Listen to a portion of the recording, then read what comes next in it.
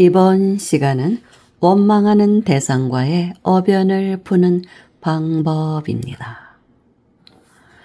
어느 근스님께서 고부 갈등을 해결한 재미있는 이야기가 있습니다.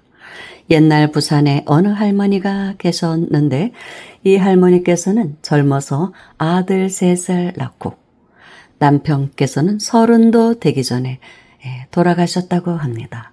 그러니까 청산과부가 된 것이죠. 그래서 이 할머니는 아들들만 바라보면서 온갖 고생을 해가면서 돈을 모아 자식들 모두 대학 보내고 장가도 보냈답니다.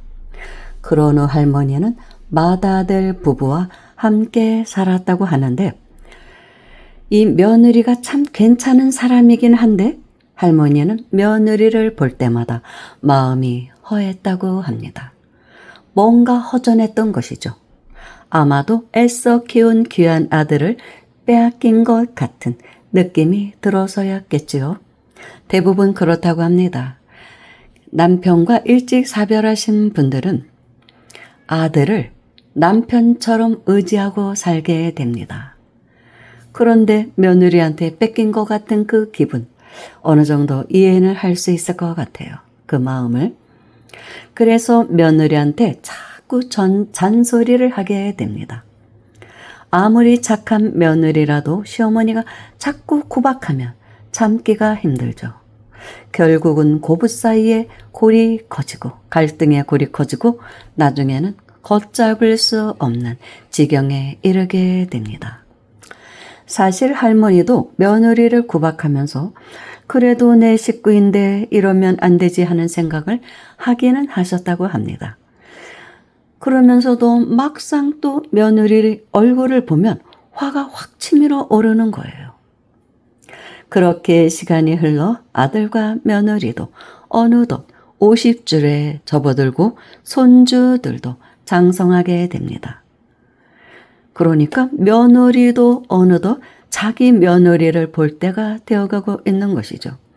그러니 이 할머니가 슬슬 집안 눈치가 보이더랍니다. 며느리도 이제 할머니 소리 들을 나이가 되어가는데 여전히 시어머니인 나를 모시고 같이 사는 것이 얼마나 불편할까 이런 생각이 들었던 것이죠. 결국 할머니는 만류하는 아들을 잘 달래서 집을 나오셨다고 합니다. 그러고는 어느 절에 방을 하나 잡아서 그곳에서 지내게 되었다고 합니다. 절에 있다 보면 간혹 이런 할머니들을 만나게 됩니다. 노부살님들. 남편은 돌아가시고 그렇다고 자녀들과 같이 살기도 싫고 참견하는 것도 싫고 내가 잔소리하는 것도 싫고 간섭받는 것도 싫고 눈치도 보이고 그래서 절에 와서 방 한 칸 달라고 해서 봉사하시면서 사시는 그런 노부살님들 계십니다. 기도도 열심히 하시고 거처를 절로 옮기니 적적하긴 해도 며느리 얼굴 안 보니까 기분이 좋더랍니다. 그러던 어느 날 밤 이 할머니가 꿈을 꾸게 됩니다. 꿈에 며느리가 나오는데 그 모습을 보니 꿈에서도 화가 나더랍니다. 그래서 또 대판 싸웠는데 이번에는 며느리가 지지 않고 따박따박 말대꾸를 하더랍니다. 그러니 할머니가 얼마나 화가 나셨겠습니까? 그런데 화를 내고 있는 자기 머리 위로 쌍칼이 솟아 나오는 것이 보이더랍니다. 이제 꿈이니까 보였겠죠. 꿈에서 깬 할머니는 한숨을 푹 쉬십니다.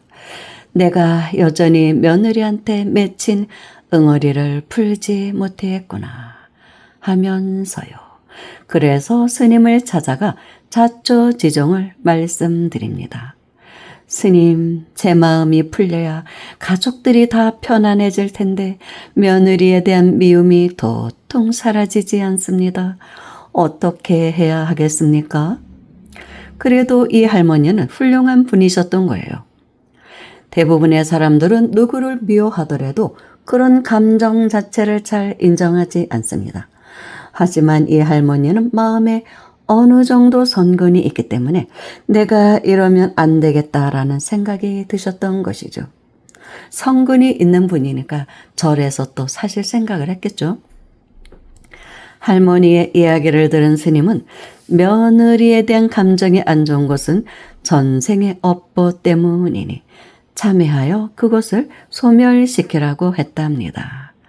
꼭 아들을 빼앗긴 그 어떤 허전함 때문만이 아니라 대부분 제가 봐도 고부간에는 좋지 않은 인연들이 만나는 것 같아요. 왜냐하면 고부간에도 사이가 좋은 사람들은 또 엄청나게 좋아요. 이게 절대적인 게 아니라 상대적인 것이거든요. 그래서 아무래도 전생에 안 좋은 인연들이 고부간에 만나는 게 아닌가 그런 생각이 듭니다. 스님께서는 말씀하시기를 아침부터 밤까지 노는 입에 연불한다 생각하시고 열심히 연불하세요. 그리고 조속 예불 때마다 부처님께 기도하고 끝나고 나면 며느리가 있는 곳을 향해서 절 3번 하십시오. 제가 당신에게 지었던 죄업을 참회합니다. 잘못했습니다. 당신과 내가 이렇게 만난 것도 서로의 인연으로 만난 것입니다. 내가 잘못을 참회할 테니 당신도 그 응어리와 하늘 다 부십시오. 라고 생각하면서 며느리를 위해 절을 올리십시오. 할머니는 스님이 이야기한 대로 하루 종일 연불을 하고 조성 예불을 끝난 후에는 며느리를 향해 삼배를 올렸다고 합니다. 그렇게 1년이 지나고 2년이 지나니 할머니 얼굴이 좋아지시더래요.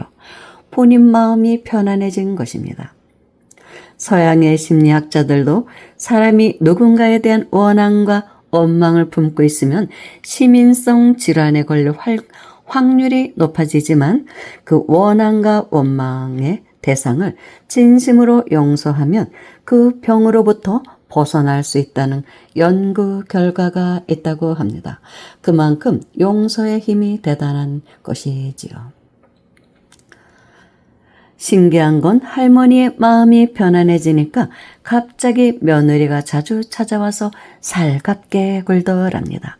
먹을 것, 입을 것 바리바리 싸서 손주들까지 데리고 와서 말이지요. 이런 것을 보면 인간이 에너지는 서로 통하는 것 같습니다. 무의식 세계에서는 서로 통하니까 다 전달이 된 것이죠.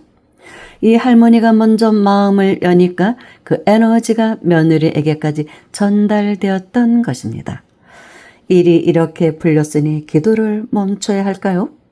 스님께서는 이렇게 말하셨다고 합니다.